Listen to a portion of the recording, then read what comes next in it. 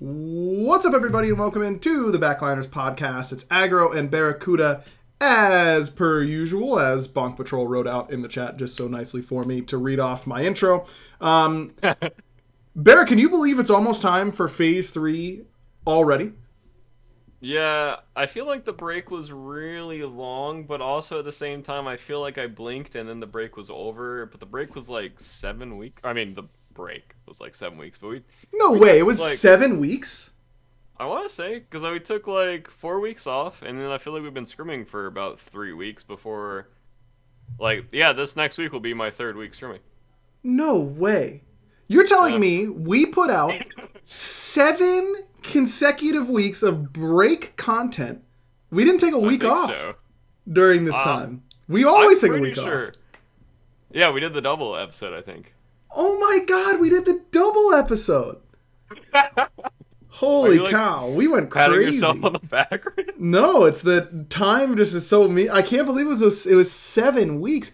I mean, and here's the part that makes me the most sad. Have you heard of Dave Olson, aka Dolson? He's a Smite caster. He goes to the gym. Dolson. Yeah. And he and I were trying to get a time to golf. Dave, Neil Ma, two-time world champion support. Does Neil Ma. Dolson need his own golf club, personally made for him? Does he just swing it like a giant club? Yeah, that's made of wood. It's like Diddy Kong and Mario Superstar Baseball, how he just uses a little twig, or how Donkey Kong uses a boxing glove, and that's how he punches the baseball. No, we were supposed to get together to golf the first week of their break, and it didn't work out, and I was really sad because I haven't golfed with them in a long time. And of course, our friend Tristan, who's on the production team as well.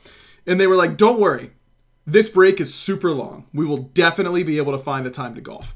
We did not golf over this break at all together. And I think I'm coming to the realization that I think they might just hate me. That's the feeling that I'm getting, because it's 7 weeks. You know what I mean? Yeah, I agree with you, because I also was supposed to do something social that I can't even remember anymore at this point, but I definitely was supposed to. And, 7 weeks goes by in the blink of an eye, and I'm not really sure what happened. It's just roster change. Every time you have a roster change, it's just everything's up in the air. I feel like you don't get that quality reset off. And you need the extra break time because it was stressful and everything. And yeah, thanks Haddix. Well, I mean, you could say thanks, thanks Leviathans, right? Maybe it was their temptation that lured him away. So their tasty fruit stole my soul. I wasn't going to say that, but you can. That's up to you to decide if you want to say that. Yeah, let's start there. We are going to do a little AMA episode, and here's the other thing about our SPL break content. The AMA episode is a staple, a mainstay. It's exactly what we rely on whenever there's not a whole lot of We saved the best for last. And we saved the best for last a little bit here. So get your questions ready in the Twitch chat. If you are a podcast listener only, and you want to participate in future AMAs like this, you can watch us record the podcast live and interact in the chat at twitch.tv/prediction esports. That's prediction with an extra E in the pre. 8 p.m. on Mondays is when we normally do it. But sometimes it's a total wild card, and so you better just follow us on Twitter and all that kind of stuff. Aggro on Twitter. Yeah, at Aggro. I'll retweet whatever he says. Yeah, that's probably just for the best. So yeah, save those questions in chat. We will go over them after, of course, we talk about a little bit of Smite, because otherwise it would get the YouTube comments of Smite stock starts at 56 minutes. It would be oh man, that is a lot. So we have to do it the other way around. This time we're gonna get them with this one. Let's give our predictions, since Phase 3 is right around the corner. Starting, oh my god, September 30th. That is Friday, by the way. The final phase before we head into Smite World Championship qualifiers and all that kind of stuff. By far the most tumultuous phase due to all of these roster changes. I suppose it might behoove us to go over those. Yeah, behoove. It's like benefit. I don't know why it's a word, but it is. Those roster changes. The Leviathans have Haddix as their solo laner now. They've replaced Yarkor.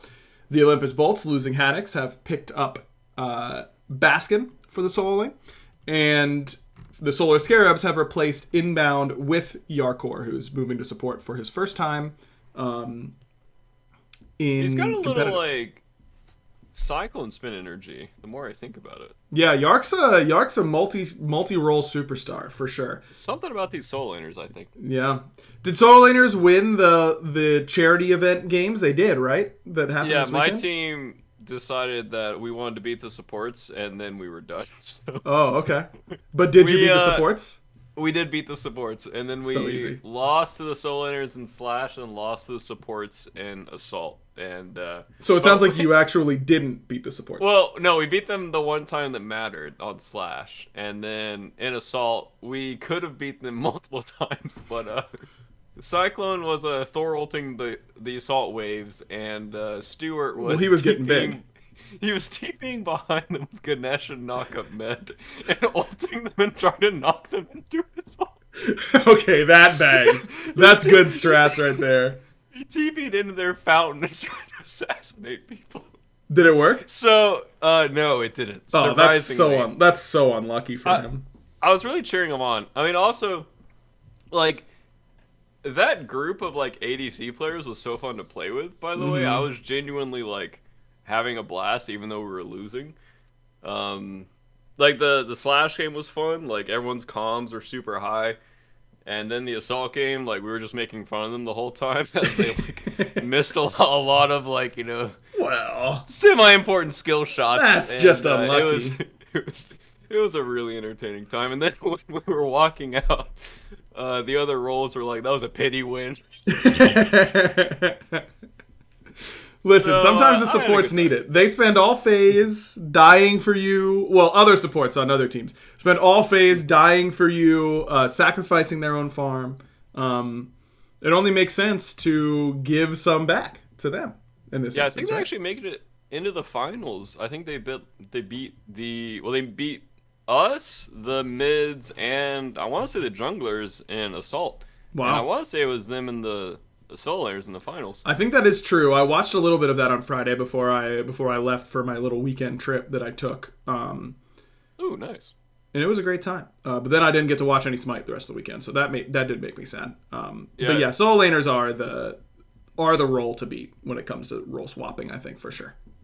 Yeah, I think it was hard to get my team motivated because there wasn't, like, money on the line, so we just kind of wanted to have a good time, not a long time. You know? Yeah, I feel that. Well, you could have, I mean, playing with all those different players and all that kind of stuff, surely you took advantage of that opportunity by telling them that you might not be playing for money right now, but they could be saving money by switching to Mint Mobile. Surely you did that, BaRRa. And could you actually reenact what your sales pitch was for switching to Mint Mobile to your teammates? Go ahead. Well, you see, I didn't do it. But if I did, I would say it's the easiest way for any, you know, even if you're like a casual gamer, you don't take it that seriously. You know, you can save money. We don't need like a massive like pro gamer brain to save money every month. All you have to do is, you know, sign up through our link. Which is? And mintmobile.com/backliners. Oh, that's the money right there. And what does that link give them? Like, what's the deal that they get by using my link? I don't know why I'm quizzing you now, but this is fun. Is $15 a month for your wireless service, which is on T-Mobile's network, which is an amazing network because I used it for years before swapping. Some would say the nation's largest 5G network, and they'd be correct if they said that. Oh, they would? Okay, good.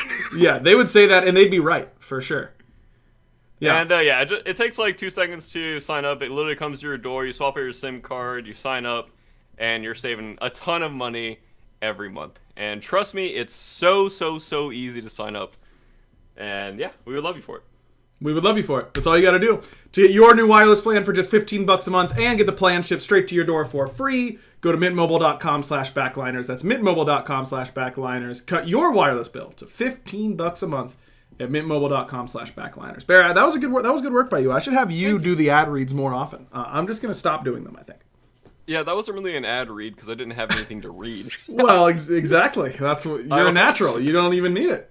I was just staring at my webcam, talking to myself. Man, and it was beautiful. Let me tell you. I can't see Aggro's webcam. I don't know if you guys know this, but I can't see his webcam because Discord or OBS takes it. So I just stare at two little gray boxes going around, and I can see his delayed reaction on the stream, which is fun. That is nice. Yeah, that's I get to stare at Bear the whole time, and I do. Trust me. I get lost in there. His eyes, I mean. All right, let's talk about our predictions for Phase 3.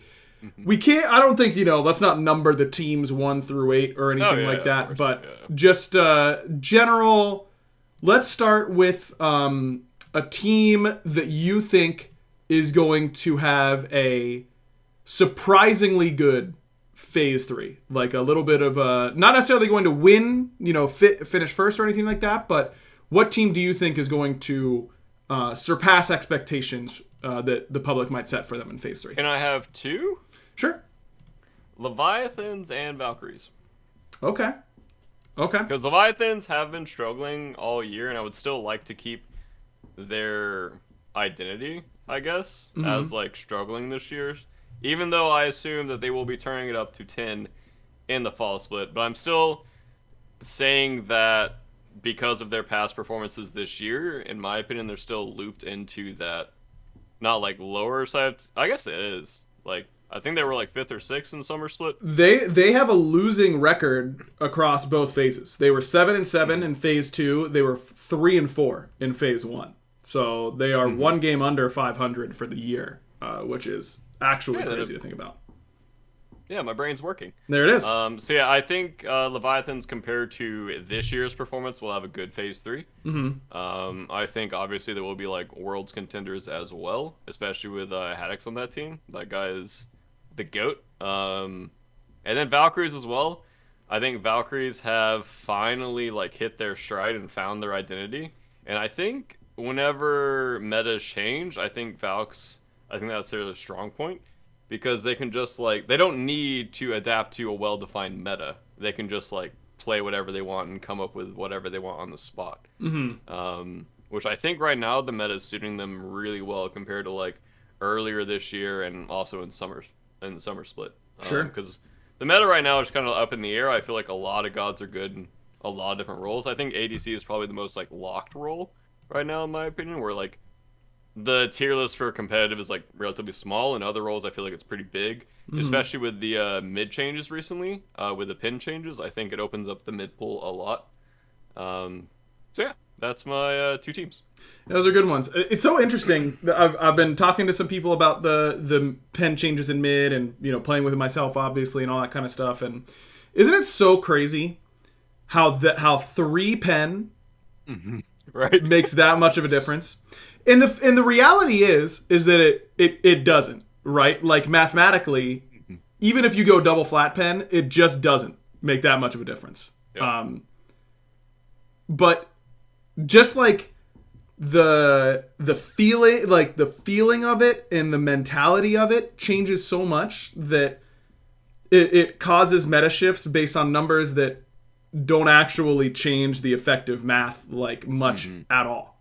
How many people are actually dying that wouldn't have died to the same exact build before this patch? Like maybe once a week in scrims you'd come across that.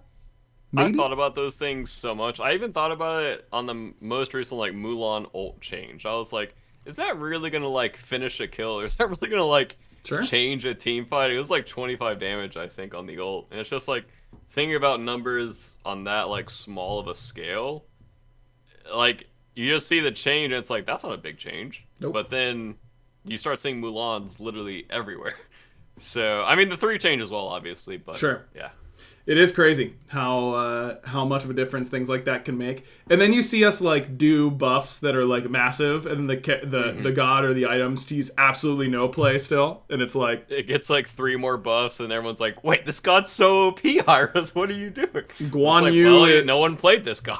I'll be honest, all the time, like when we talk about buffing a god that we've buffed fairly recently, I'm like, are we just Guan Yuing this god? Like, that's literally what I say out loud. Because remember, there was a stretch where Guan Yu just didn't see play, and so he got buff.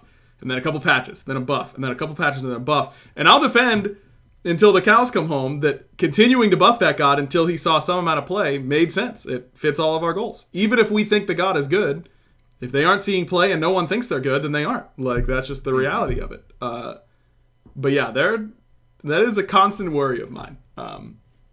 So it definitely comes up quite a bit in my brain. Yeah, for me, teams that I think are going to outperform expectations, I think the Leviathans are definitely going to do better. I think they will finish with a positive record. I'd be very surprised if they didn't. But as far as my expectations for that team, they are still pretty high. So I don't know if I would say that they're going to outperform those expectations. Yeah, it's kind of funny because, like, they haven't played great all year, but I feel like everyone's mind, they're still, like, a top 2 team. Yeah.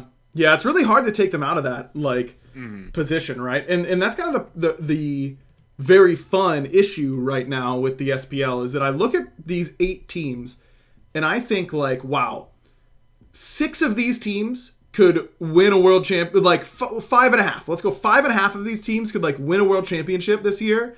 And it would not surprise me even a little bit. And then the other 2.5 teams, those being the Warriors are kind of on the cusp. Then the Scarabs and the Valkyries. I could see them making big enough jumps during this phase in order to become real contenders. Now, if they won, I would still be surprised, but it wouldn't floor me. Like, if the Valkyries from last year won Worlds, I would have been floored, right? Like, yeah, it wasn't happening. Yeah. I can't say that not even like parallel universes. No. There are a billion universes, like infinite universes. There's only one where the Valkyries won, like one, a single one. That's not how infinite works, but you know. So like the team, and among those 5 in particular that I think could very easily win it. Not, you know what I mean. It's very, very hard to differentiate them. So I think that I'm going to pick. This isn't even a good pick, man. The Kings won phase 2. They were 12-2 over that time. It can't be the Kings. Yeah, but do you think that people think that they are the number 1 team coming into this phase? I think that people think they're like a top 2 team at least. So like to say that they would outperform expectations, I feel like that would kind of be impossible. Yeah. Yeah, well, they could finish first in that instance, I suppose. But yeah, I don't know. They really outperform. They're really going off here. Yeah, I don't know, man. This is Valks. Valks is the easiest one for sure. Yeah, the Valks are the easiest one. You know, I think that they clearly started to put things together much better towards the end of phase 2. They looked much better at Summer Masters. You hope that they can continue that type of run. That kind of leads me to the next thing I wanted to talk about, which is the Solar Scarabs. I mean, obviously the team that no fan base can be feeling more unsure about their team than Solar Scarabs fans, right? And that's a blanket statement across potentially the rest of time. It's crazy because if you look at that team right now, they have 3 world champions on there. Yeah. Like, that roster is stacked. Yep. That they should be 2 MVPs, really good. 2 Worlds Finals MVPs, 4 World Championships between 3 players there. Yeah. They should be really good. But do you think they actually will be? Because I don't know. Like, I could totally see them taking it by storm and just owning, and I could also see it them really struggling. Like, okay, here let's maybe it's just because we haven't talked like SPL nitty gritty in a little bit, but I'm getting amped up just thinking about it, and I'm just gonna be tossing out hot. These are scalding hot takes, fresh off the iron. We say that they've got all these world championships, which is obviously a true statement. But if you look at the way that they would play around those world champions, Yarkor is role swapping to a role he hasn't played competitively. And I think Yarkor is one of the best players Smite has ever seen. So I've got no concerns long-term about him. But he has to do a lot of work on this team based on what we saw from them in playoffs and all that kind of stuff. And then you've got Sam, who is new to the team, and in a meta where it doesn't seem like it's going to be super jungler-centric, at least from what I've been hearing and what I've been seeing in my games. I'd be surprised if this was funnel the jungler type of meta. And then that brings you to Scary D, the person with 2 rings on this team. And Scary obviously is capable of hitting these unbelievable highs during the postseason and during these great World Championship runs, but has never really been a play-around type player, and has certainly not looked like the type of player you want to play around this year. He's been okay to good at times, but not like, give this guy the farm and he's going to do it for you. So those World Championships, like, yeah, they mean something, but it's in a way that it feels a little deceiving just based on their exact situation and how they've been playing this season alone. Mm-hmm. Yeah, I think I view Scary D as an only Worlds player. Yeah. Like, I mean, from teaming with Scary, not to say like he was like lackluster or anything, but he just turns it on so much higher during Worlds. Like, that man's got some crazy reserve back there that he can only tap into once a year. A pact made with the devil. Yeah, he can only do it at Worlds lands, but when he can, oh baby, watch out.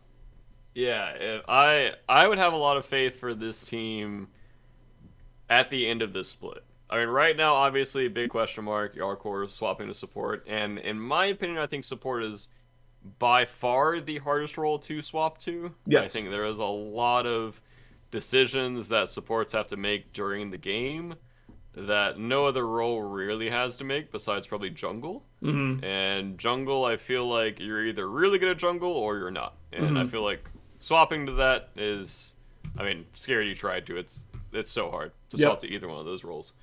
Yeah, I think Yarkor is going to have to be a big leader for this team to kind of control Sam and BaRRaCCuDDa a bit. And I don't know if that is his shot calling style of being controlling and calling for these invades and calling for these types of plays and where to ward and what play to make, etc., etc. Obviously, even if he isn't right now, he can be by the end of the split, but it's going to take so many, like, hard lessons, I think, for them to transition into being a Worlds contender. Mm-hmm. But in my opinion, I think we're still kind of in the same boat as the Scarabs in this talk. Because I feel like losing Haddox was a big part of our team. And I mean, obviously, Baskin is incredible, like, one of the best mechanical players ever, one of the best leaders ever. But it's definitely like a different change of pace. So I think both of us, I think we're question marks with the Scarabs as well for going into the split. Not that I'm not like unconfident in us by any means, but I think there will be an adjustment period for both of our teams. Yeah, I think that's super fair to say, and I was going to ask you about that. I mean, it's been a very successful year for you guys, back-to-back second seeds in each of the phases. During the Masters lands hasn't been quite as successful, but the regular season has been quite good for you guys. Do you expect to finish top 2 in this phase as well, like you did in the other 2? No, definitely not.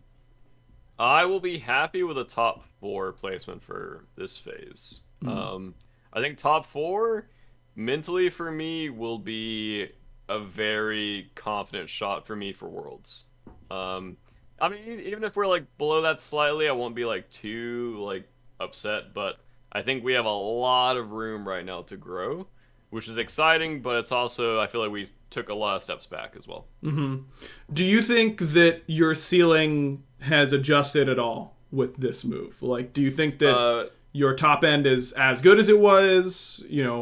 Maybe Way your too top early end. to tell. Yeah, fair enough. Honestly, yeah. Cause I wish I could give you like a good answer for that, but right now, like we're basically just reteaching Baskin Smite. Mm-hmm. So Baskin has one of the highest ceilings ever.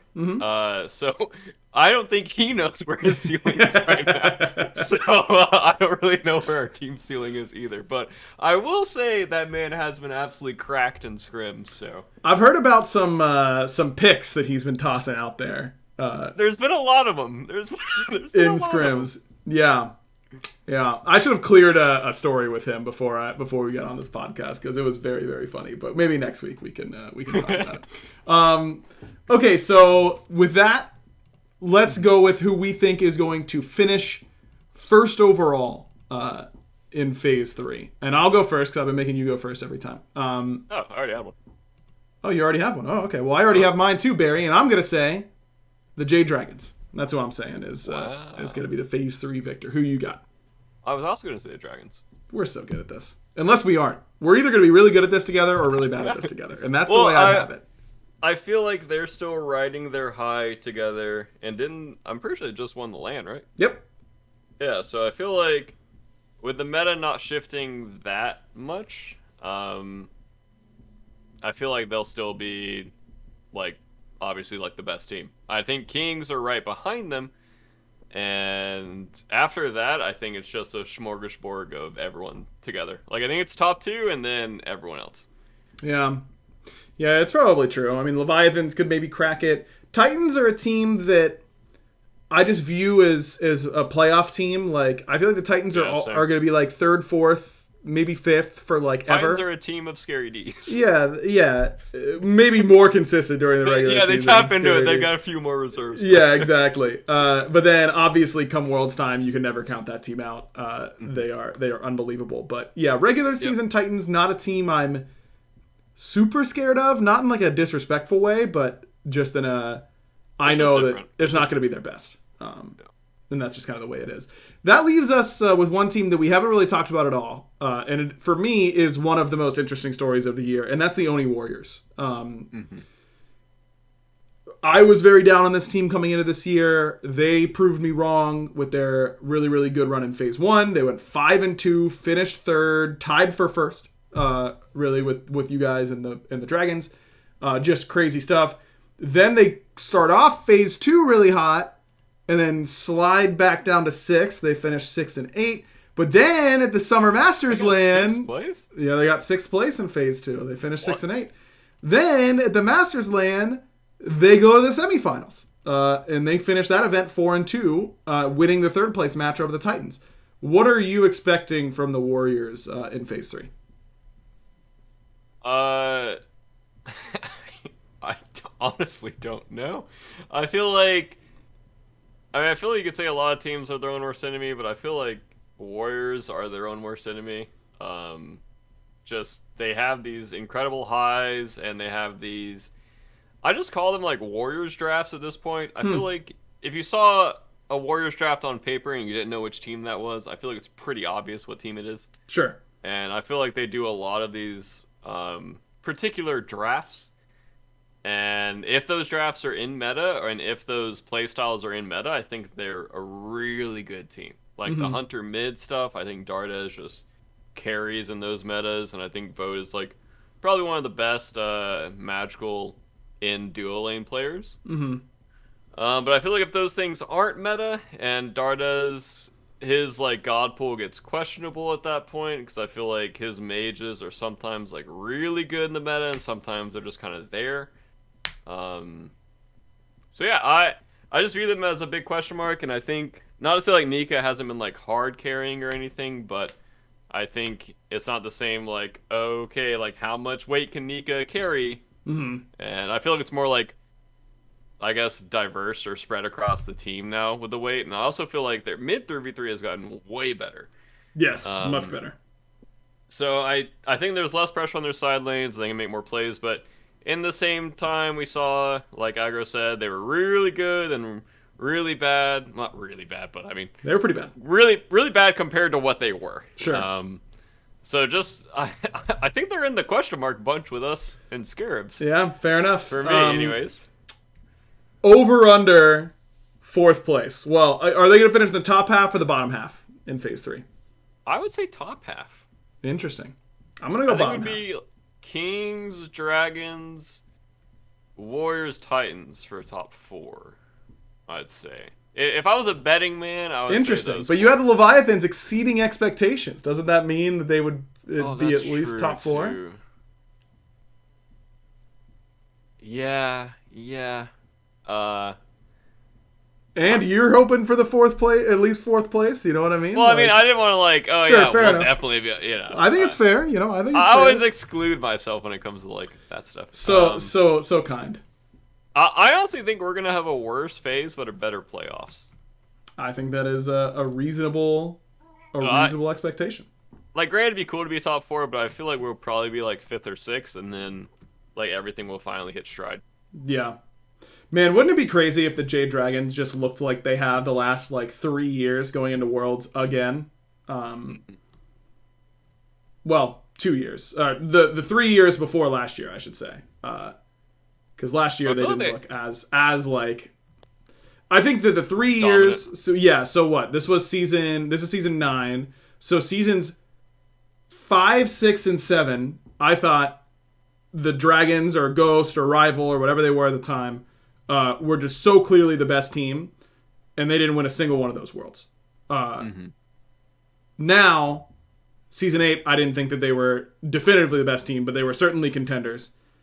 That'd be crazy if they get back to that same status. And what type of pressure that would entail for that team. Because there's just no way, in my opinion, that if this just like how the Nika vote Dardes core, there will be 0 times for the rest of their Smite careers where they go up 2-0 in a best of 5 and no one thinks about them getting reverse swept. And that's earned, you earned that. And it's deserved, I think. I think the same should be said for the PBM, PandaCat, Final K core. That how can you not think in the back of your mind, well, they might look like they're the best now, but they can make it to finals. They can make it to finals. And they can look like the best team in the finals for 2 of the 5 games. Because that's what's happened every year. It's just 3. It's the other 3 that typically turns out to be the problem for them.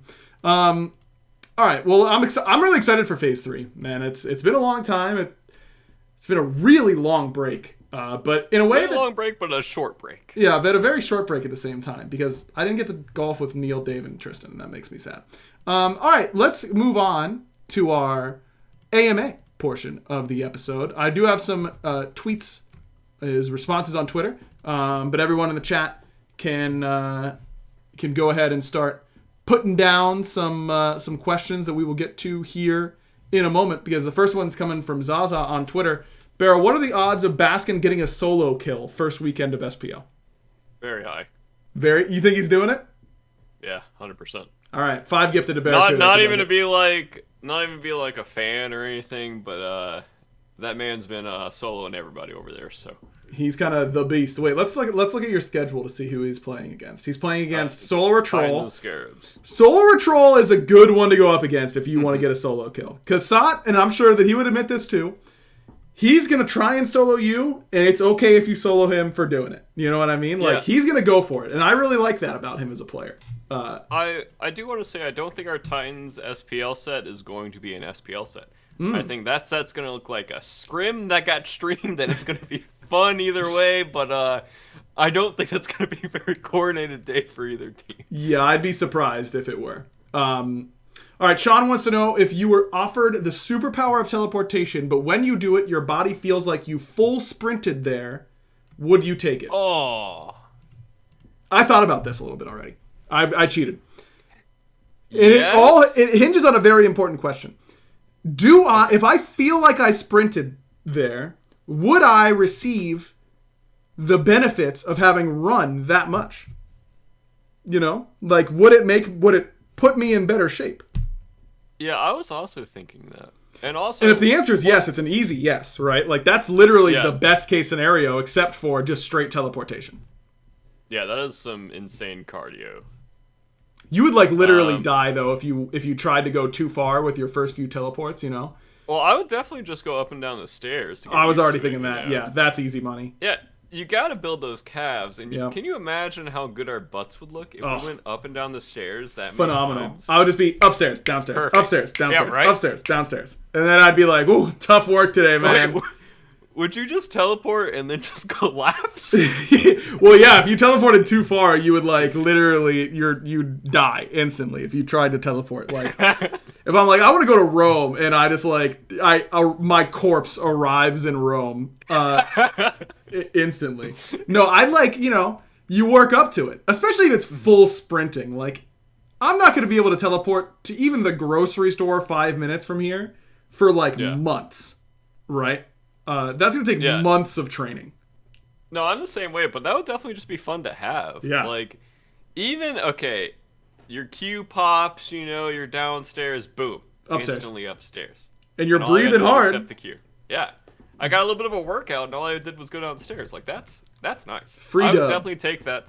But I wouldn't do any crazy, like, TPs. I would just do, like, short distances, like Aggro saying, like, Short to the ports. grocery store, like, yeah, downstairs, I'd get my cardio in, boom.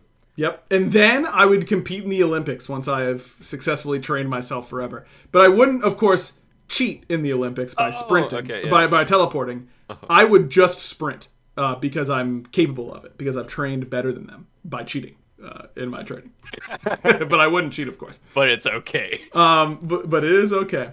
Kithara asks, I assume you won't have a good answer for this one, BaRRa, what the best Magic the Gathering plane is. The planes are like the different worlds in which they visit. They have all types of different themes. There's like a normal, like, fantasy one with, like, elves and gnomes and dwarves, and then there's, like, futuristic Japan, and then there's, like, Dinosaur Island, where it's, like, a bunch of, like, pirates and dinosaurs and vampires, and, like, that one's really cool. There's like a plane for everything. So how about you can answer this by saying, imagine a cool world with like a theme. What is it? Definitely just like Lord of the Rings-esque stuff, like orcs and elves and dwarves and that kind of stuff. Easy I think money. that's the coolest worlds, and I also feel like we should have more movies about that stuff. Because growing up, we had Lord of the Rings, and then I feel like after that we haven't really had any like orc and elves movies. So we need some more of those. Sorry. Interesting. No, that's interesting. Have you watched the new, like, Lord of the Rings series at all? No, I want to wait for it all to come out before I watch it because I'm that guy. You're a binger. Uh-huh. Understood. My favorite Magic plane, I have a real soft spot for Amonkhet, which is like the ancient Egyptian themed one. A lot of Egyptian lore, which I'm obviously like a fan of, and lots of tie-ins to Egyptian mythology, which I obviously think is super cool. But what happened on like Mirrodin, like that whole story, I think is very interesting and very cool. I'm very excited for the Brothers War, which is the next set coming out.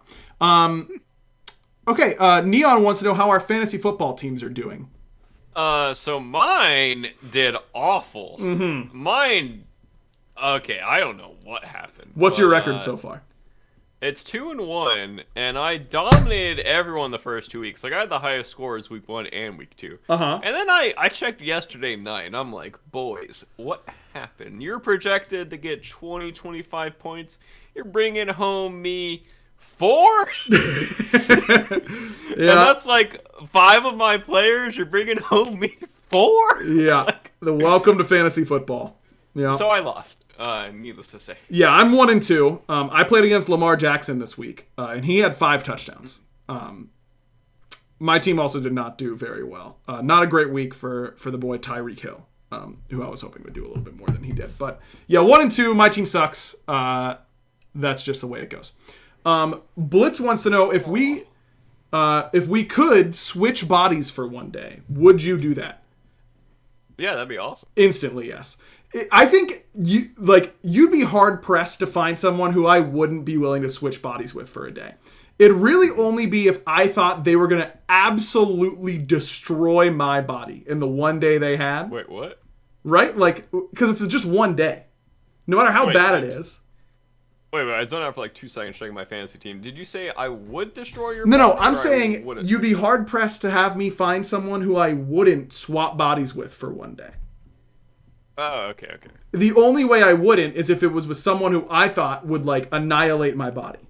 Okay, gotcha. Okay. You know? Or, like, maybe... Well, I don't know.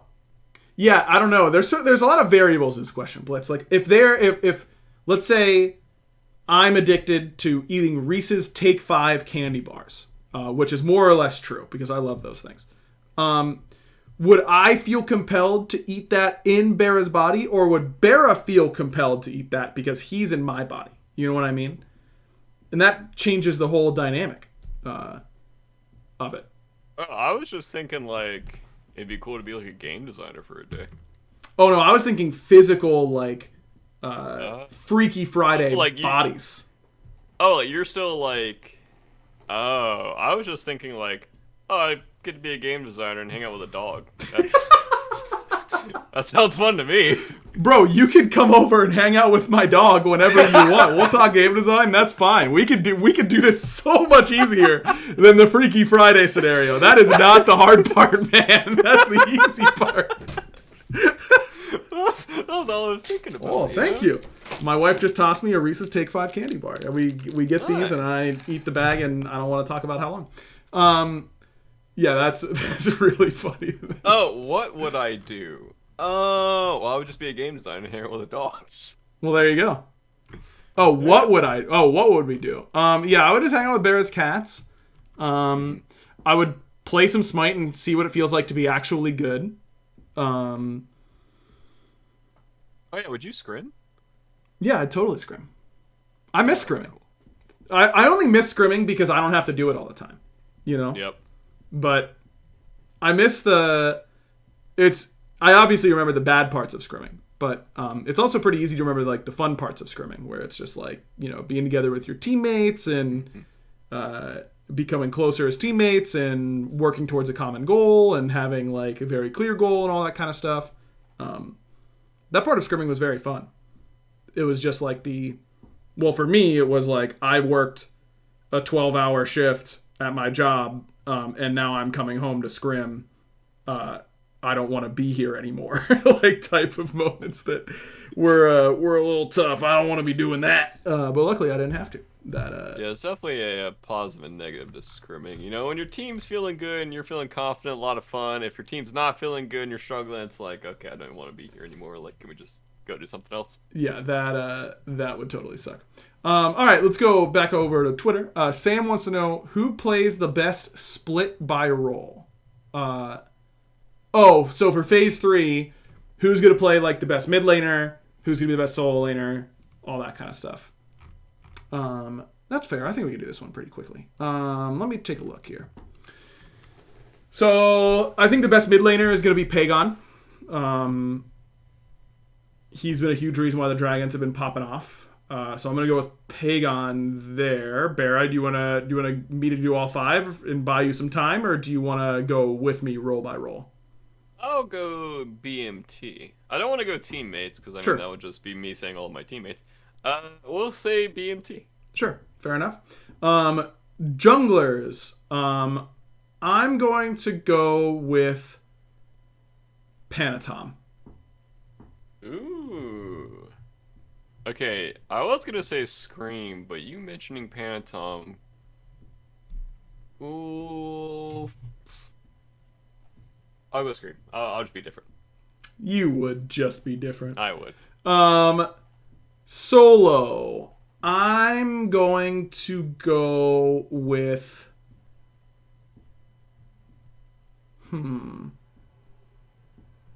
I'll go Nika. You go Nika. Okay. I think he's gonna have a Bugatti. You know, he's gonna have that kind of performance. Okay, you know? That's a good He's one. Be carrying, yeah. I'm gonna go Haddix. I'm gonna go Haddix. I love Leviathans. That was my original answer, and I was like, I'll be spicy. Yeah, there you go. I like it. Support. I'm gonna say Genetics. That was my guess or my answer. I'll go Gen X here. That's fair. And then ADC. PCAT. Yeah, PCAT No, is. Zapman. Oh, it is Fall Split Steve. Huh? Yeah, Fall Split Steve. Fall Split Steve. It's not World Steve yet, but we're ramping up. We're getting closer. I'll go PCAT. I will go PCAT. I'm gonna take the easy answer there. Okay, and then Epic Spaghetti on Twitter asks, most underrated breakfast cereal combination. Interesting. Oh, like combining like Cocoa Puffs and like Reese's Puffs? Or yeah, I'm diametrically opposed to that. I never combine cereals. I don't do it. I only do that if I've been a heathen before and there's like 3 like really low cereals together. I'm just like, I'll just pour it all together in a bowl and put some milk on it and eat it. But not me. I'm not the biggest cereal eater anymore anyways. I mean, top tier cereals for me, when I did eat a lot of cereal, it would be Reese's Puffs. Like, I would destroy a whole box of Reese's Puffs. So easily. Maybe just Reese's Puffs with, like, a Cinnamon Toast Crunch or, like, Cocoa Puff or something along those lines. Still, like, in the dessert area of taste buds. Like, I don't think I would go, like, Lucky Charms or anything, but Reese's Puffs with one of those would be good. S tier. Reese's Puffs, just unbelievable.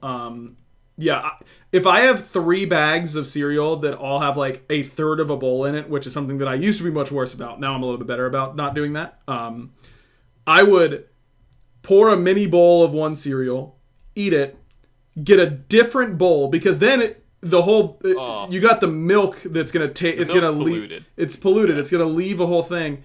I'm getting 3 separate bowls and eating all of them separately. The thought of combining them would literally never even cross my mind. Not for a second. I wouldn't do it. It's not happening. In general, though, most underrated cereal, period. It's easy. It's Crispix. Crispix absolutely bangs. No one ever talks about it. Those? They're little like they're like Chex squares, but they aren't quite squares. They're like hexagons. And one side is corn, and the other side is rice. First of all, an engineering marvel, right? Imagine showing someone that that's what a machine could do. You know, like in the 1800s, they'd be like, no shot, this could be created consistently. They're delicious. They aren't as sugary as a lot of other cereals, though. Of course, you know it's cereal. They're refreshing because they you're right. give you a lot of milk because of the holes in it. Their structural integrity is not the best. Their milk absorption rate is a little too high, so you have to eat them pretty quickly. But they are top tier. They are top tier. 3.5 grams of sugar in 1 cup of Crispix cereal. That is like a quarter to like a sixth. Yeah. Of the normal sugar amount. So, it's really not bad. Crispix, yeah, pretty good, pretty healthy. Well, are they vegan, BaRRa? Are they vegan? Can you eat those? Most things are vegan, like cereals, because it's just fake. It's like Oreos. Right. So most of them aren't real, so most of them are vegan. Because And that includes Crispix. Yeah, it does. Crispix also does not have many ingredients. It's got like 8 ingredients and they look to be pretty normal for cereal. Yo, get us a Crispix sponsorship, man. I'm down to push Crispix all day. I'm gonna go give me some Crispix. That sounds pretty good. Please do. Please report back on your thoughts on Crispix. I think they are a top tier non-dessert cereal. Like as far as cereals to actually start your day with, if you're starting your day with Cinnamon Toast Crunch, look in the mirror. You know, like that's not good for you. That used to be me. That used to be me as well. And then I looked in the mirror and was like, this is not normal. No one should do this if they're not a child. And they certainly should not be doing it. Try out Crispix. That's a good one. Yeah, Best cereal milk. I think it is Reese's Puffs. We're going with that. Yeah, I think Reese's Puffs. I thought he meant like Cinnamon Toast Crunch milk 2%. Is top tier. Oh no! Oh, interesting. Yeah, 2% is the best. Okay. He did mean cereal. But okay. yeah, also Cocoa Puffs. Top tier milk remains. Yeah, Fruit Loops is pretty low for me, honestly. I don't Agreed. like the Fruit Loops is F tier. Sorry, I don't know how to tell you this. good. I wouldn't throw it F tier, but it's definitely not a milk that I enjoy drinking. I would say maybe Reese's Puffs, or a Cocoa Puffs. I mean, it's literally like chocolate milk. Yep, So they're just better that way. Yeah, it can't be bad. Also, the only thing I don't like about Crispix that you were talking about earlier is it gets soggy fast, and I'm not a big fan of that because I pour like enormous bowls of cereal. So Same. yeah, I don't think I would enjoy. They're not. It's not like what's a cereal that just like disintegrates as it gets too much as it gets Rice Krispies. too much milk. Yeah, like Rice Krispies are just inedible. It's just like mush. Yeah, it's just terrible. It just coagulates. It's just terrible. It's not like that. You definitely do have to eat it fairly quickly, but it's really good. Like, I'll just sit there with the box next to me, and I'll just like pour a little bit in, pour my milk, and then eat it pretty quickly, and then just pour more Crispix in, and maybe like a little top off of milk. And I kind of like double bowl in that way because that's the move for sure. Milk absorption rate is so important when it comes to cereals. And another underrated cereal for its milk absorption rate, Honeycomb. Definitely a very sugary cereal, obviously, but Honeycomb you can leave in the milk forever, and it's not going to fall apart, and that's big. And its best bites are in the middle of its milk absorption, which is. So many cereals' best bites are as soon as you pour the milk on and push it all underneath. And that means you're not getting that many of the premium bites. But with Honeycomb, you get a lot of premium bites. And some cereals are like too hard. Yep. When you pour them in, and then you go to bite, it's like these are kind of hurting my teeth or like my gums a little bit. Yep, gotta soften them up. Hard, yeah, exactly. Gotta soften them up for sure. Before we move on in the AMA, before I get too lost in talking about cereal, do have one more sponsor that we got to get to this week. It is BetterHelp, one that I do love talking about. And I do have to say, because it says mandatory disclaimer, now a word from our sponsor, BetterHelp.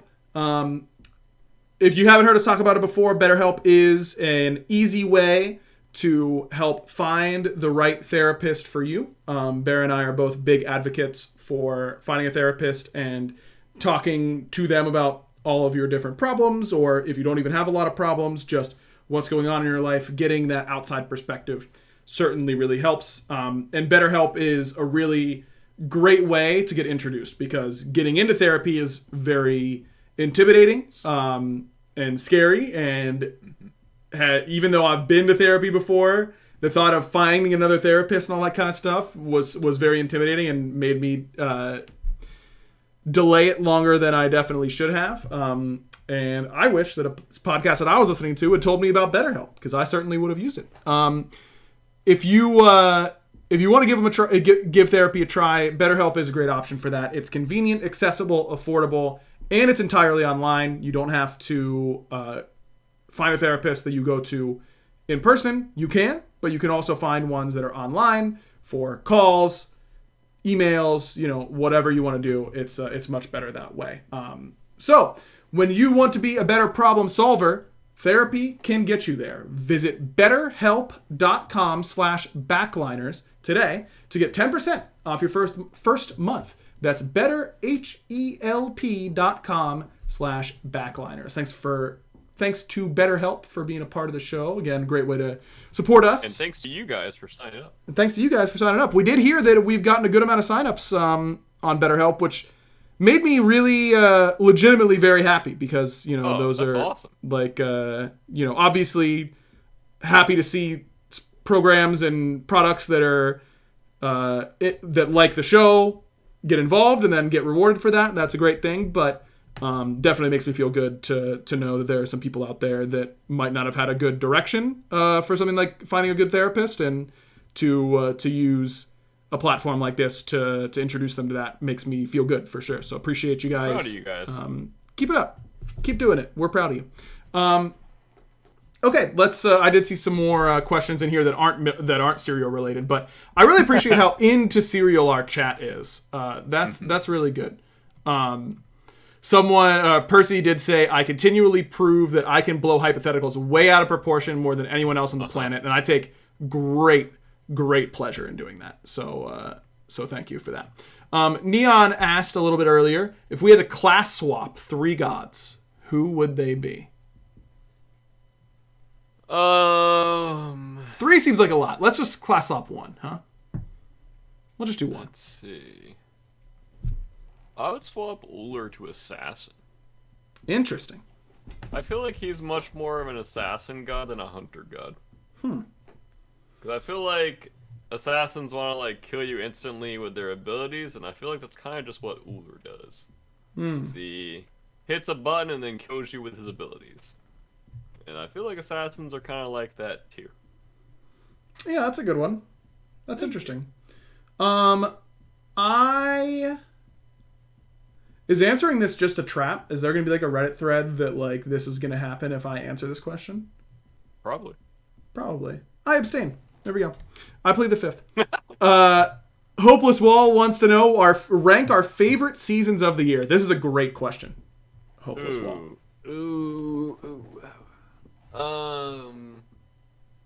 So I think I would go winter, spring, fall, summer. That's in top to bottom? Yep. Okay, winter, spring, fall, summer. Interesting. You go fall 3rd. Yeah, I think fall might be number 1 for me. I couldn't make up my mind whether fall was 2nd or 3rd, so I just did it quickly and threw it in 3rd. I love spring. I respect that. Spring is great. I think they're all... Here's the good thing about seasons. They're all good. There isn't a season I dislike. Let me lead with that. And now let me mercilessly rank them. Yeah, summer has a lot of advantages, though. You know, it's just so hot. It's so hot, but it also has the most like carefree attitude to it. You know, you can go to the beach in the summer, which is something you can't do as easily in the other seasons. I would rather go to the beach in the other seasons than during the summer. Oh, I wouldn't. You need it to be hot so you can get in the water and have it be refreshing. You know, that's but I don't want the water to be cold. The water is the best part of the beach. Do you agree with that? Some people don't like getting in the water at the beach, and I'm not a water guy. Yeah, that's crazy to me. You don't understand that, but I don't. I remember we were on vacation in Panama City, and I think my mom's like life raft flipped over. Oh, I don't like that. I think that like scared me a lot of the ocean water, because I was like, what if I flipped over and just like drifted away, because I was like a kid at the time. But I remember something scary happening in the ocean water. And basically since then I'm like, I'll stick to pools. I like pools. Ocean water, kind of low tier, but river water is cool. Like I'll swim in a river or whatever. No, ocean water is S tier because it has waves. Yeah. Waves are the best. Oh, I love body surfing. I love the ocean. Okay, I gotta finish my rankings. From top to bottom for me, it is... No, you're good. It is fall... Oh, well, it depends on where I am. I'm doing the thing again. Like, down here, winter is low tier, right? Because there's no snow. Like, snow is the point of winter. Like, down here, winter is 4th, easily. But, like, up in Pittsburgh, where I grew up, winter is probably 3rd above spring. And down here, summer is lower because it's too hot to do stuff. Whereas in Pittsburgh, that's what I'm saying. Okay, I'm going with an aggregate of the seasons. This is the most mild of climates, but enough where seasons still change. I'm going fall, summer, spring, winter. But I love winter. But it has to snow. That's like the whole point. Gotta be doing that. I like winter just because I like being cold, I think. And like you said, the summers down here, I think I would like summer. It's kind of funny because I feel like I would enjoy summer in Florida so much more than I would enjoy summer in Georgia. Because Georgia, you walk outside and your shirt just sticks to you. And like that happens in Florida too, dog. It's worse in Florida. But in Florida, I'm not wearing a shirt. So I'm having fun. You could just not wear a shirt here. I'm sure Destiny would love it. I would just walk into Publix just shirtless. I'd be that guy. I mean, you could do this. You could do the sleeveless tank top for sure. That's true. I feel like it's just weirder in Georgia to like dress in beach gear than in Florida, because Florida, like everyone's wearing beach gear everywhere you see, and then Georgia is not. It's just the opposite. It's just I don't know. It's just too You hot could here. definitely get away with a sleeveless like a sleeveless tank top in Georgia, 100%. Yeah, I agree with that for sure. I Just think no, just yeah, just no bathing suit with it. That would be yeah, weird. and like the sandals and flip flops and Right, stuff. for So. sure. BaRRa, I recently got Crocs. Oh, And how are they? they kind of bang. I've been thinking about getting me a pair. You really should. Here's a key. I will tell you this, and this is to everyone listening. If you've been considering getting Crocs and you care about what you look like or how you are perceived, don't do it. Because they are uglier than I thought they were. I look worse than I thought they look worse than I thought they would. However, my feet are comfortable and it's so convenient that I simply don't care. And I'm old now, so I don't care how people. And I'm married. I don't have to impress anybody, Well, I mean, except my maybe wife. some But days. Okay. no, I don't gotta impress anyone. Oh, okay, that's fine. Well, I'm not gonna be wearing Crocs to Worlds. I'll tell you that. Okay, I won't be. But at the same Will be. time, I wouldn't even care that much. So if that's a problem for you, don't get them. But if you don't care and you're looking like taking the dog outside, or like going outside in the yard to like play fetch with her or something like that, way better than just like sandals, which I thought were basically the same. They really aren't. They really aren't. And I went to a cabin this weekend and I forgot slippers like an idiot. But you had your Crocs. I had my Crocs. I just wore them literally all day. And I loved it. They're really comfy. And people only made fun of me like most of the day. So like that's a win. You know what I mean? That's the same thing I get for being vegan. It's just There it is. par for the course. You wear Crocs, you're a vegan.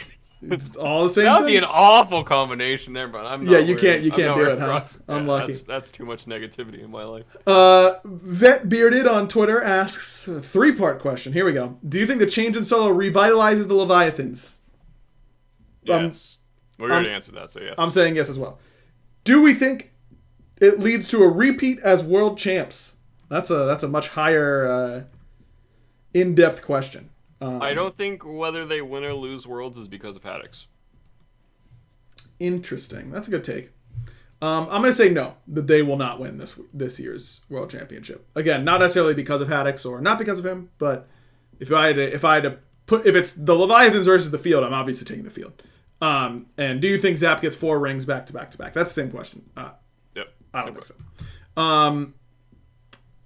Okay, let me do one more double check for. I think I missed one question. This is good podcast content. Well Disciplined asks our favorite video games that we have played, not including Smite, and why. Halo 2, Warcraft 3. Halo 2 was kind of the game-defining or era-defining game, I guess, for me. And it just led me to multiplayer games and to competing against my friends, competing against other people. I mean, because we had like Halo CE lands, or like Halo 1 lands, but it was just like, I can't remember, System Link chords. And we go to like different rooms and we play Halo CE, but Halo 2 was like my big, like, first step in the competitive waters. And so I just really enjoyed that game. Like, I would play that game all night. If I could go back to how I was then, I would literally play Halo 2 like 24 hours straight. And yeah, and Warcraft 3 it was the best game on PC in my opinion. During that time, the expansion was amazing. All the custom games were amazing. I would literally come home and just grind custom games, and I would play like tower defenses, or if I want something more serious, I would just play the multiplayer mode. And then that's also like where Dota came from. So there was like, you could play Dota if you wanted to, and it's just the stuff you could do back then. I just felt it was much more like endless than now, I guess. For like the top tier games, I feel like they had so much more variability, but it's also probably because it was brand new to my brain, so everything had that novelty and like addiction, I guess, to it. So yeah, those 2 games. Yeah, those are good ones. Yeah, for me, Modern Warfare 2 was an obsession on a level that I don't know if I'll ever... I know I won't ever have it about another video game again. Smite was very similar in that regard, but I know that I'm just past the point in my life where I can be obsessed with a game like I was either one of those. And yeah, Modern Warfare 2 was incredible. Black Ops 2, very much the same way. Just thousands and thousands of hours in those two games. Mario Superstar Baseball on the GameCube, of course, as I've ranted about many times. And BattleRight, one of my favorite PC games of all time. That game banged. I wish it was alive. But unfortunately, it is not. That game was just too hard and not monetized well enough. Yep. And that makes me sad. But I loved it. It was so good. Oh, Custom Robo, Bonk Patrol said. Yeah, that's another one I've talked about. I did love that game.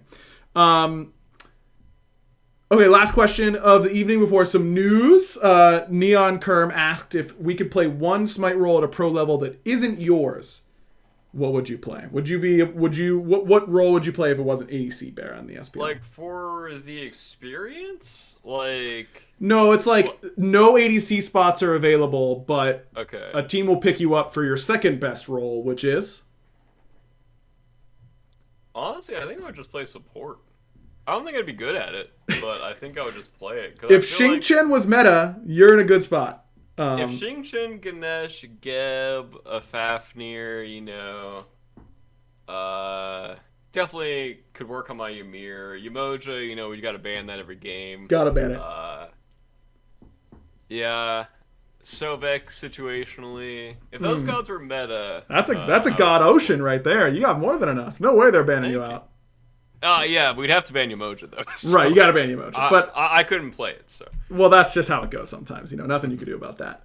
Yeah, I feel like just because I've watched so many supports play over the years, and, play against me, play with them, I feel like that's the role I would understand the most. Because I feel like jungle and mid and solo, I'd have to make a lot of decisions that I wouldn't be used to, but support, I feel like I've watched them move around the map for so long, and I've been harassed by so many supports over the years.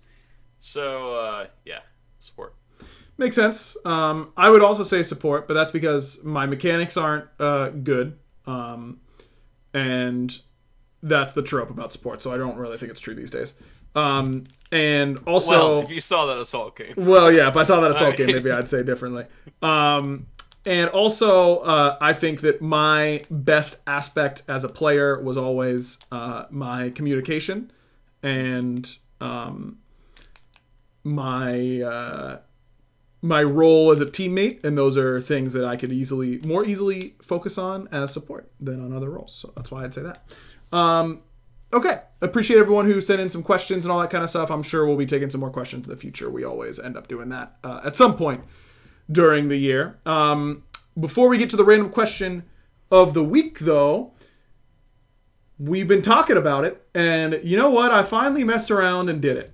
We do officially now have a Patreon. It is easy to go to. It is patreon.com/backliners. This is a way for our viewers and listeners to support BaRRa and I directly. Of course, it's still great, and we highly encourage you to go and support us by using our sponsorship links. That's still a great way to support the show. But if you've done that, or you're in a country where you can't do that, and you still want to support the show, this is the best way to do it. So again, patreon.com/backliners. There are some options there on what type of patron you want to become. Either way, we have created a exclusive community Discord that you can only gain access to by becoming a patron. That is a place that BaRRa and I will be particularly active. Definitely the best place to get a hold of us and hang out with us, ask us questions, all that kind of stuff. There are currently 2 tiers of Patreon subscription. Please let me know if there's anything that you want to see added or any type of extra benefits that you think would be good incentives. Right now, if you are, it's at $5 and $10 a month. For the higher one, for the $10 a month, we are going to start doing, starting maybe next week, maybe we'll give it 2 weeks to get some more marinate. Yes, to let it sit, let it marinate a little bit. After each podcast, Bear and I I'm gonna press stop streaming. I'm gonna close OBS. Then we're gonna pop in that Discord and hang out for a little bit, probably at least 15 to 20 minutes every podcast. Just hang out, shoot the breeze, talk about whatever you want to talk about, tell funny stories about something we were gonna say on the podcast, but couldn't for whatever reason. And if we do, you can't leak it. You can't leak it. You can't. Because we'll have your info and stuff, and BaRRA will track you down and find you. Aggro will track you down. BaRRA's gonna do it though.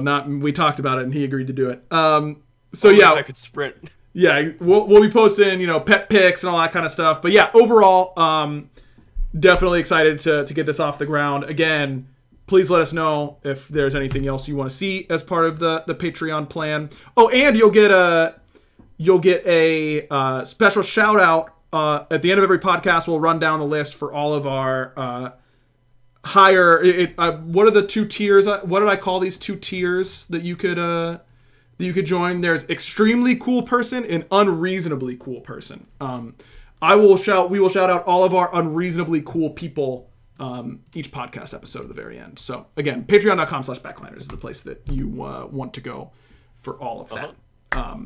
All right, Barry, let's get to our random question of the week. Maybe one of the last ones that I have to come up with, because if you join the community Discord, there will be a place for you to suggest random questions of the week, and we will pull one from that Discord every single week.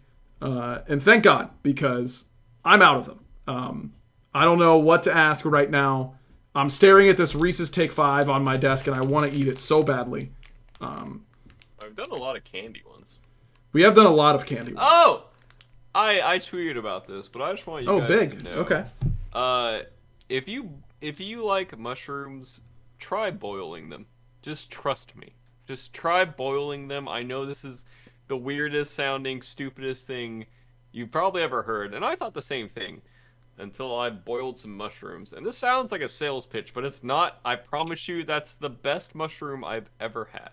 All you gotta do is go to the store and cover your mushrooms with water, and then boil it down to where you're basically sauteing them. All the water's gone. Then you saute them like normal. Throw some butter, throw some garlic, throw some onions, whatever you want in there. You cannot overcook mushrooms. So, yeah, I learned about this, and these are the best mushrooms I've ever had. So, I'm just shouting that out here. So, hopefully, people try it and then come back to me and say, BaRRA, those were the best mushrooms I've ever had. BaRRA, there wasn't a single question mark in that whole time. Yeah, but I needed to get on my soapbox full of mushrooms and tell the world outside of Twitter that yeah, you need to do that. Okay. I just cooked what's the most basic kind of mushroom? I cooked white mushrooms the second time. And the first time I cooked what are those mushrooms? Portobellos? Mm-hmm. Chopped up portobellos? Yeah. I chopped them up both times, by the way. And I'm telling you, that mushroom flavor, when all the juice leaves the mushrooms and then it reconcentrates into the mushrooms, dude, just taste the broth when it's like all black, and that is it's like mushroom concentrate. Just try it. Just try it. Do you save that? The mushroom concentrate? No, it cooks into the mushrooms. Oh, so okay. the mushrooms release all of their fluid. Oh yeah, you want to salt the water too, by the way. Sorry. You want to salt the water, have it boiling, boil the mushrooms all the way down. All the mushroom juice will leave the mushrooms, and then it will reconcentrate into the mushrooms. And like I said, you can't overcook mushrooms because mushrooms are OP. So you can boil them. The first time I tried it, I poured way too much water in there. So I boiled those suckers for about 90 minutes. Uh-huh. And I'm telling you, those were the best mushrooms I've ever had in my entire life. I'm really happy for you, man. That sounds like it was a great you. experience. And I'm really glad that you shared it with everyone. I don't know how to make this into a random question of the week. But it didn't. It only added to the show. Have we done pizza toppings? 100% we have. Okay. There is absolutely 0% chance that we have That's not. Fair. Done pizza, we've done sandwiches, we've probably done smoothies and ice cream. Yeah, we've definitely done all of those. We've done cookies. We've done. We literally can't say all the things that we've done because we've done. How many shows do you think we've done? I guess the prediction guys could tell us. Surely we're at. Definitely over 100. Yeah, I was gonna say, we should have done something special for our 100th episode, but I didn't know when it was. I also. That's on me. Maybe we haven't. No, we've been doing this for a long time, huh? It's been like over 2 years. Yeah, we started in 2020, right? Yeah. Yeah, surely that is the... I don't think we've ever done salads, because I don't feel like... Wait, there's only 52 weeks in a year. So maybe we have... It's possible. I don't know. I'm losing my mind here. I'm losing it. It's lost. It's gone. Just pick a chat question. Yeah, okay. A first world problem says super salad. This makes me think of hibachi, because that's the question where you get asked this the most, right? Is doing super salad with your hibachi order. I'm a soup guy, 100%. No matter what. There are very few salads that I prefer to soup. Soup is really good. Potato soup's the best soup, but the hibachi, I don't want miso soup. Like miso soup's fine, but not my favorite. I really like the soup that you get at hibachi places, where you just get, it's like the just one or two like mushrooms floating in there. It's like, it tastes very like chicken stocky, but it's just like a salty broth with some green onion and some mushroom. Very simple. That's my favorite. I don't know what that type of soup is called exactly, but I love hibachi. Hibachi is one of the types of foods that I could eat every day for the rest of my life and feel really happy about it. I feel like I want to say, okay, so as a general like decision, I feel like I would want to say salad, but I can't think of any salad that I would rather have over a good potato soup. Oh, potato soup, man. Holy cow, is it so good. I feel like off of that elimination, I have to go soups. Because there's no salad I would want to eat that's better than a potato salad. There's just not. Yep. Potato soup, sorry. Potato salad is gross, so it's definitely not that. Yeah, I don't like potato salad. Where do you fall on the bread bowl decision? Like, do you like bread bowls? Like Joe, who's a soup lover just as I am, doesn't like bread bowls because it gets the bread all soggy on the inside. But I think that's good in this instance. I don't think I've ever had one. You've never had soup in a bread bowl? I don't think so. It's awesome.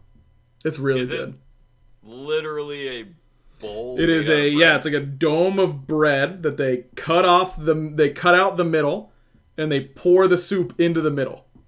And so you get like pieces of bread falling off the edges into your soup bites. And then once the soup is gone, you get to break apart the dome and eat the soup-infused bread. Yeah, I feel like I agree with Joe here. I feel like I would rather just have them separate and then dip my bread in the soup.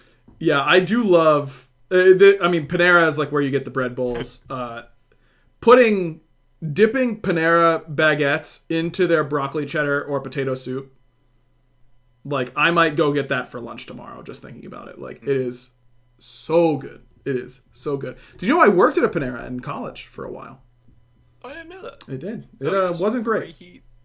Yeah, I've heard you just like reheat soups. Yeah, they come in giant. This is me, like Panera person listening. It's like, oh, maybe we should sponsor the show. They're like talking about how much they like bread bowls. Me now talking about how gross the soups are. They come in frozen rectangles, right? They come in giant, and they are like, you could murder someone with this thing. Like, it is a murder weapon, and you have to put it in a heat. Like, there's a special machine that they have with just like scalding hot water that you just dip them in there, and then you put it in between two metal like rods so that it'll stay in place as it reheats to like soup temperature. It unfreezes. That freaked me out a little bit. Overall, like, it was basically what you would expect. No one thinks that Panera is like. No one's like, yeah, Panera is reasonably costed. It is so expensive there for no reason. But it was like fine. I am sad for people that they can't experience how good the baguettes straight out of the oven are. Like, you always get the old baguettes, you know what I mean? Because that's what baguettes are. Like, you know, they're coming to you after they've been sitting there for a while. But I used to crush the baguettes coming right out of the oven, or like the croutons straight out of the oven. I would annihilate those things, and then my boss told me to stop eating them, and I didn't. And then I quit eventually. There's a Kroger down the street, and they always mark down like the bread items that are about to go bad. Mm-hmm. And lately, they've been having so many baguettes and like rolls and stuff that go on sale, or they're just like half price or below half price. And I would just buy them, stick them in my freezer, and dude, the hot baguettes. Oh, there's nothing. As a bread guy, there is nothing that beats that hot out of the oven. Dude. We should make bread sometime, Bear. Have you ever made bread? I haven't, and I want to try. I have, and it's a lot of fun. Maybe that could be a Patreon stretch goal. Is that at some point we will, if we get enough patrons, we'll get together and we'll make some bread in the Discord. You know, like live in the Discord or something like that. We also need to do the spicy thing. The spice? Oh, we're gonna eat spicy stuff? Where we like line up. I mean, it's like the chicken wing thing where you like. Yeah, hot ones. Yeah. We have to do that. We told the audience a while back that we would do that. I don't know for what episode. Oh, true. That might have been the 100th episode we were talking about. I'll ask prediction what episode we're on. Surely they've got it numbered somewhere, even if it isn't like where they post it. We'll look into it. Yeah, that could be a good patron goal as well. Just us doing random things for doing it. So yeah, patreon.com/backliners if you want to support us directly. Another great way to support the show is, of course, by interacting with our sponsors. mintmobile.com/backliners in order to get premium live services for $15 a month. And betterhelp.com/backliners. That will get you 10% off your first services on BetterHelp, which is quite cool. Thanks everyone for watching / listening. SPL is back this weekend, so we will be back on Monday talking about it on the Backliners. There you go. Then it all comes full circle. Give us a good rating. Check out all prediction shows, all that kind of good stuff. Patreon.com/backliners. And BaRRa, you know what to do. Bye. Clean. Oh, we should put your buy as a downloadable ringtone on Please don't. Patreon. Please. Yep, I'm on it. Don't worry. Bro, people would come to Worlds and they just chase me around with bye. And you're upset about that? I would be a little bit, I think.